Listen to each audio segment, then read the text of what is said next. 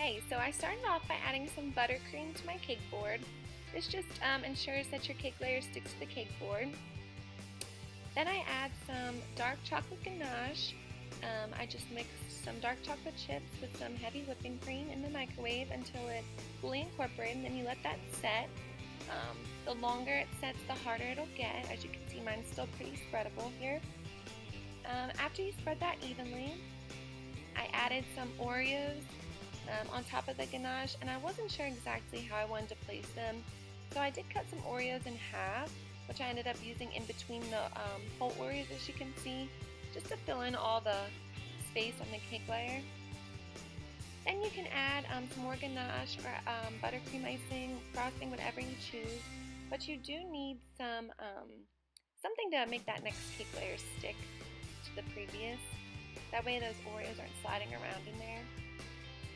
And I always put on my top layer upside down just because the edges are a lot straighter and the corners on the cake layers are just neater to work with when you're crumb coating and doing your final coat of frosting. So here I just add some of my simple syrup. It's just 1-to-1. You boil 1 cup of sugar in 1 cup of water until it dissolves, and you let that cool, and you drip that into your cake layers. This just keeps your cake super moist, and I prefer to put my simple syrup on once I stack the layers, just because it can make the cake layers super moist as it should and flimsy, and I've actually had cake layers rip and break on me. So just to prevent that from happening, I like to put my simple syrup on once I stack it.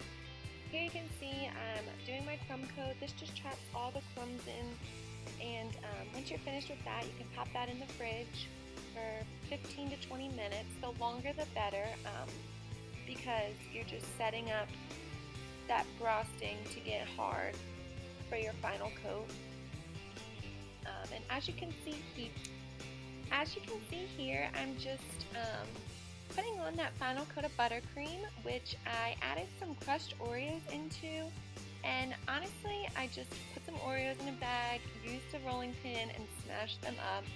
And once I put that into my mixer with my buttercream, I only used it on a low speed to fully incorporate the Oreos into the buttercream. I didn't want to mix it too much because then it would just turn my buttercream gray and you wouldn't even see the speckles of Oreos. But here you can see the Oreo pieces, which I think look so beautiful. That way you really know it's truly an Oreo drip cake.